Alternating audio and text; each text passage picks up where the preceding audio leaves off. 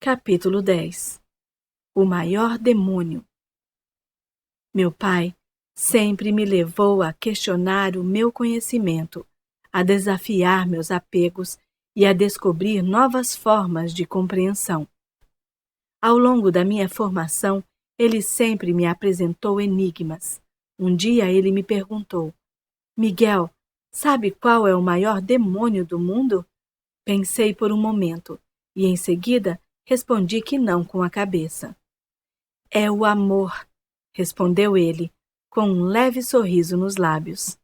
Como pode o amor ser o maior demônio do mundo?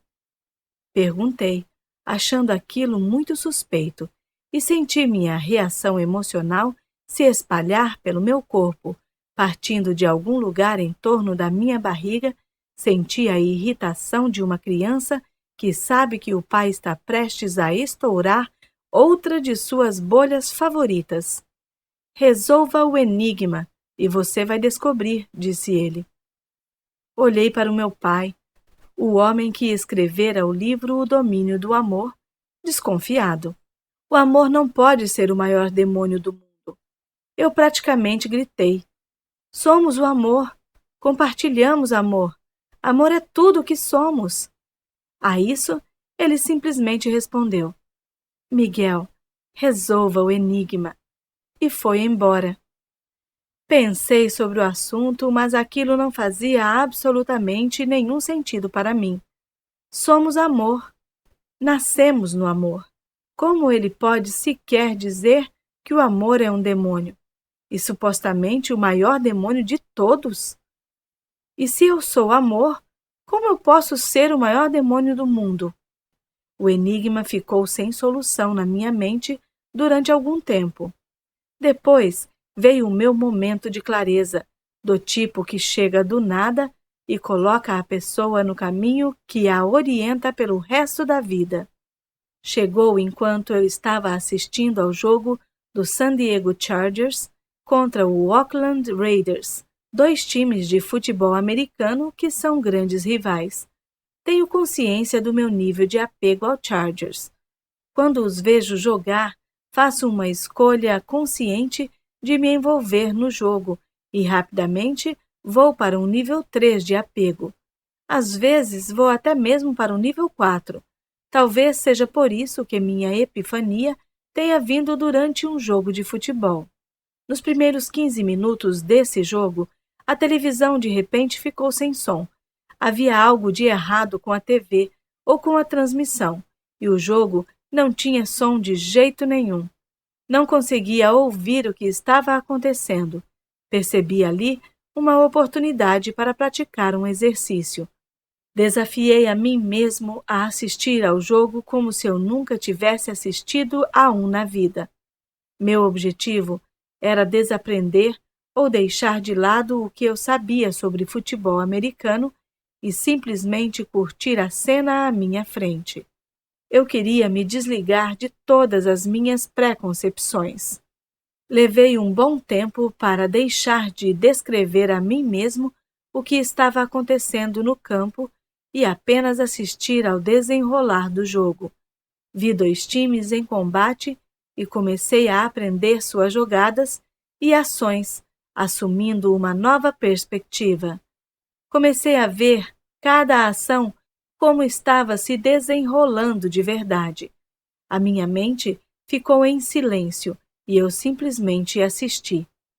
Formou-se uma conexão mais profunda entre eu e o que estava acontecendo no campo naquele momento. Eu estava entusiasmado com o jogo de ambos os times.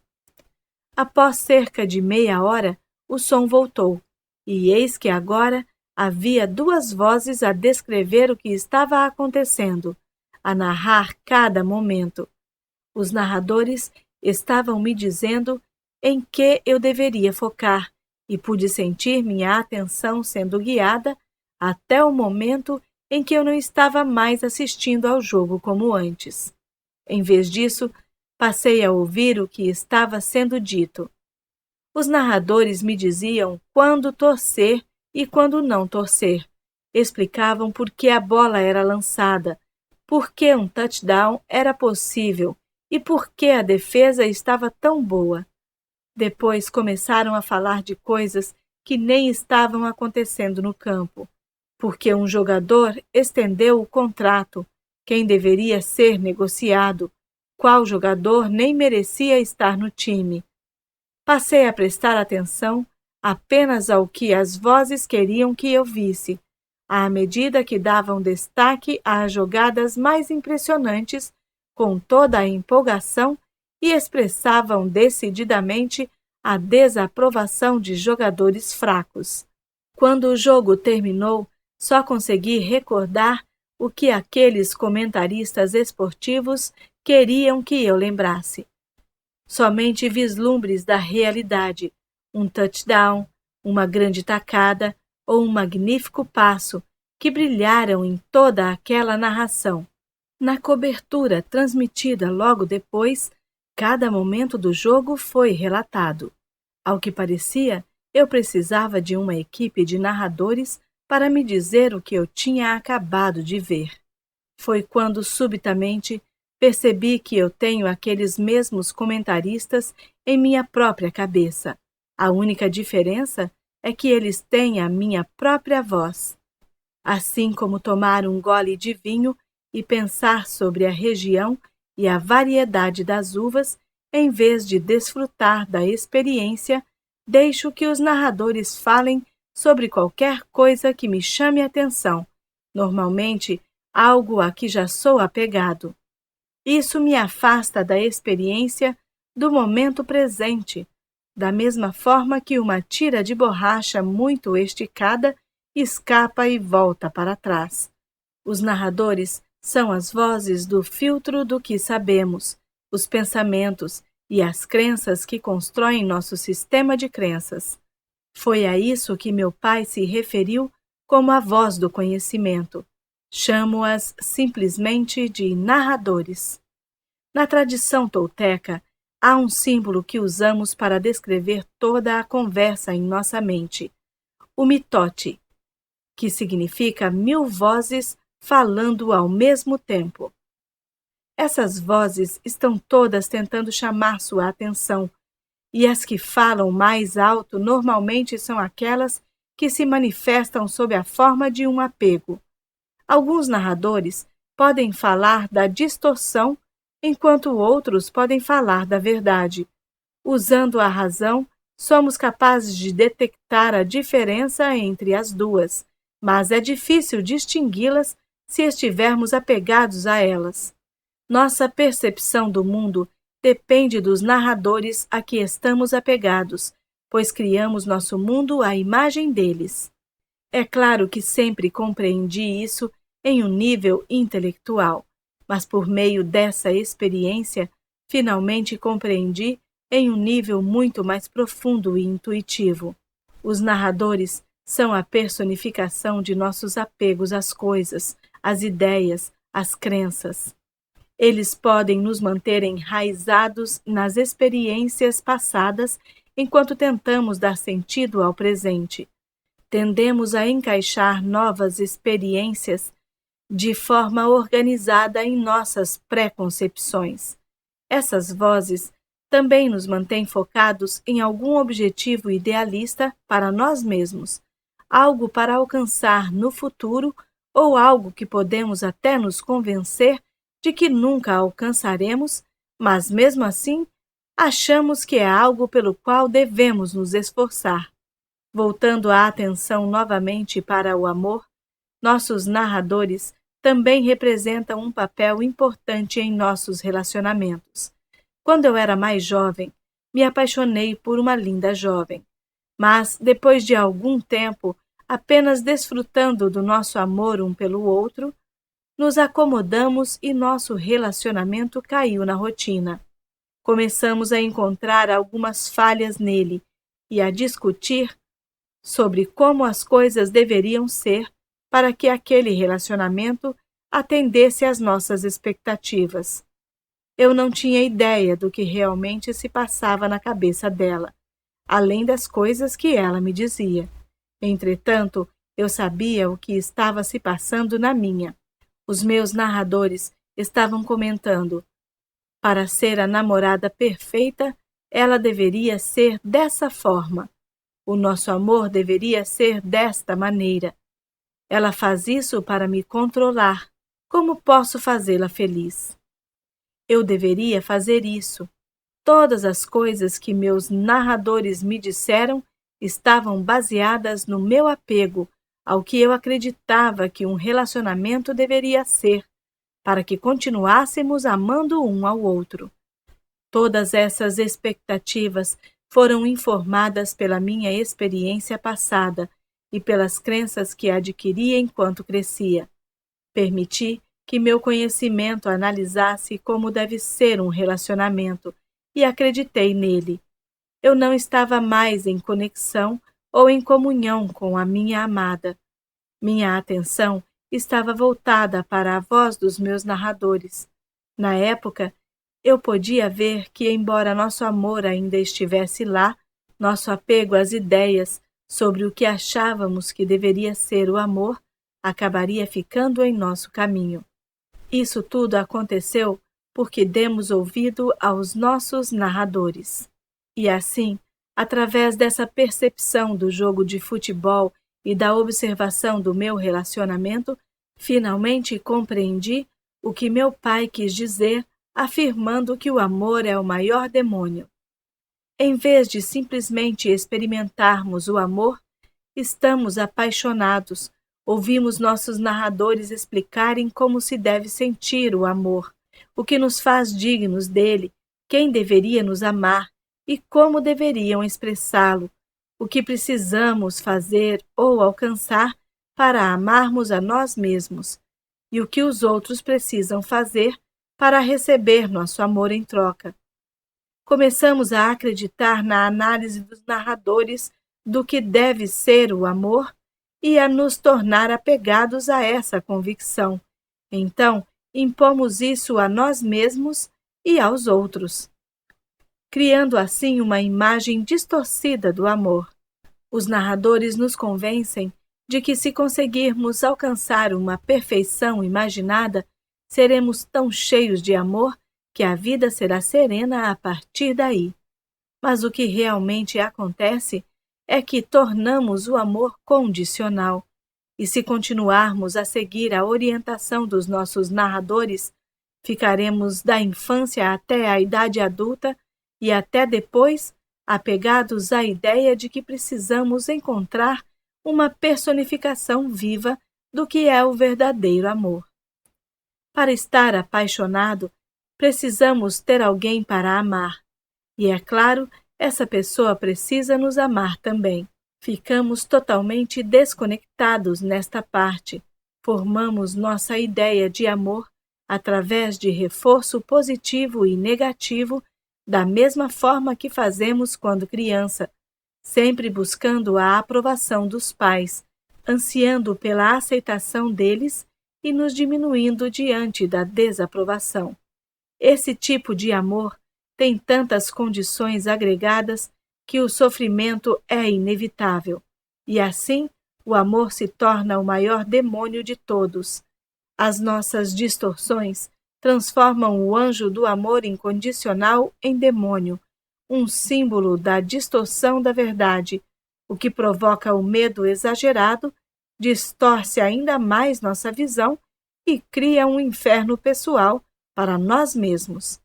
Quando olhamos no espelho e não vemos um reflexo do amor, isso significa que não estamos conseguindo ver além da névoa, que distorce nossa visão e nos faz pensar que o amor é algo que precisa ser adquirido. Se olharmos nosso reflexo e em nossos olhos, veremos o que está além deles, veremos a verdade. Não há necessidade de perseguir o amor quando somos o amor. Simplesmente nos livramos do nosso apego ao que esperamos ver para que possamos enxergar além disso. Desligamos o volume dos nossos narradores, a voz do nosso conhecimento e simplesmente nos envolvemos com o presente. E então a verdadeira imagem do amor vai aparecer. Sempre fomos amor.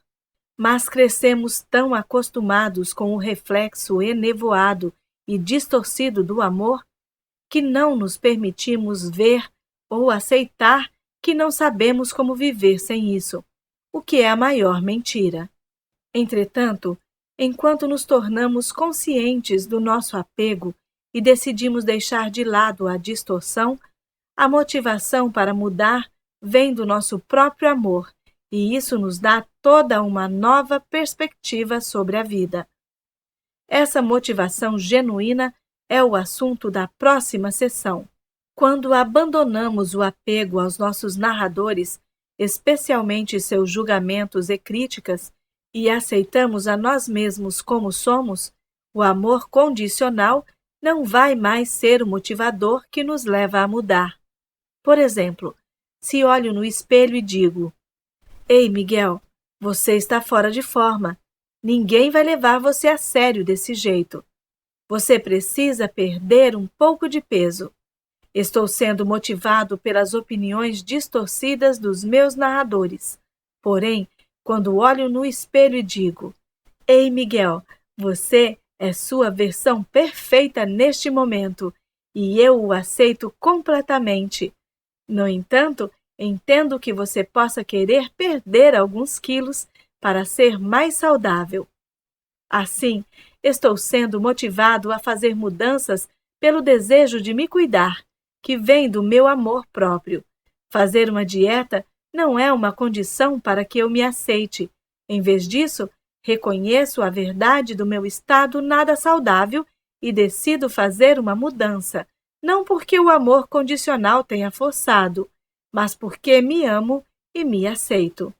Adotar medidas para melhorar nossa saúde, mudar de carreira ou realmente fazer algo que vai transformar nossa vida, geralmente é um processo emocional. O medo do fracasso ou de não atingir o objetivo a que nos propusemos muitas vezes nos impede de tomar medidas e, na verdade, perpetua o que não queremos. Em um episódio da série Frasier, Fraser luta contra o seu passado e tem uma alucinação de todos os seus amores antigos. Ele chega a uma conclusão que ilustra bem meu ponto de vista. Sou sozinho porque tenho medo de ficar sozinho. Ele não dá uma chance ao amor porque tem medo de fracassar e depois ter que sentir a dor da rejeição. Felizmente, ele percebe que o único caminho a seguir é abandonar as feridas que o mantêm no passado. Acreditar que precisamos evitar a rejeição a todo custo é uma crença muito comum. Por exemplo, se alguém diz "não estou atraído por você", você tem uma opção sobre o que fazer com esse conhecimento. Pode aceitar a verdade sem o narrador e perceber que isso não tem nada a ver com você, e sim com a pessoa e as preferências dela. Isso continua sendo difícil de ouvir, mas é algo simples e termina aí. A outra opção, e infelizmente a reação mais comum, é adotar a preferência da pessoa e usá-la contra si mesmo para reforçar alguma crença negativa que você tenha. Ela não se sente atraída por mim, porque estou acima do peso, sou muito baixo, etc. Dessa maneira, você acaba usando a preferência da outra pessoa para convencer a si mesmo de que não merece seu próprio amor ou aceitação. A motivação para fazer melhorias, de repente, se torna condicional. Se eu perder alguns quilos, talvez ela goste mais de mim. Ou talvez alguém ainda melhor se sinta atraído por mim. De qualquer forma, você está fazendo uma escolha. Pode deixar a sua autoaceitação ser subjugada pelo gosto ou opinião de outra pessoa, ou pode aceitar que ela declare o que é verdade para ela, sabendo que isso não muda quem você é. Na minha experiência, o único motivador que traz mudança duradoura é o amor próprio.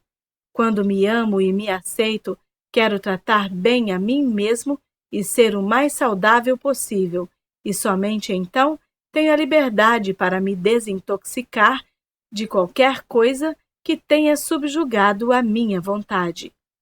Quando se trata de ser motivado pelo amor próprio para fazer mudanças na vida, não há essa coisa de você pode e você deve. A frase-chave aqui é: quero fazer essa mudança por mim. Quando disser sim para esta opção, pode começar o processo. Fazer isso por si mesmo, em vez de para agradar aos outros ou para seus narradores, faz toda a diferença entre criar uma mudança duradoura e uma ilusão temporária. Mesmo que você tropece ao longo do caminho, quando quer fazer uma mudança, você deve continuar a levantar, a exercitar a sua vontade como se exercita um músculo. À medida que a sua vontade se fortalece, você vai saber o que é paixão. A paixão é a expressão do amor, é o nosso eu autêntico, na forma da nossa intenção.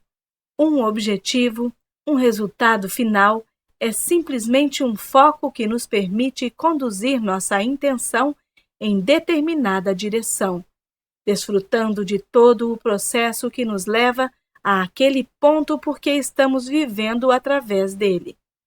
O amor autêntico é o maior motivador para abandonar os apegos, enquanto o amor condicional apenas os fortalece. Saber a diferença é fundamental quando entramos no processo de liberação das condições e compromissos que nos impedem de vivenciar nossa autenticidade. É na raiz disso que se define como nos relacionamos com nós mesmos e com as pessoas em nossa vida. Não posso dar o que não tenho. Se tenho amor condicional, vou dar amor condicional. Se tenho amor autêntico, então vou ser capaz de dar amor autêntico. A melhor maneira de deixar de lado a ilusão é optar por aceitar a verdade como ela se apresenta a nós, ou seja, simplesmente como ela é. Como já foi dito, a verdade o libertará.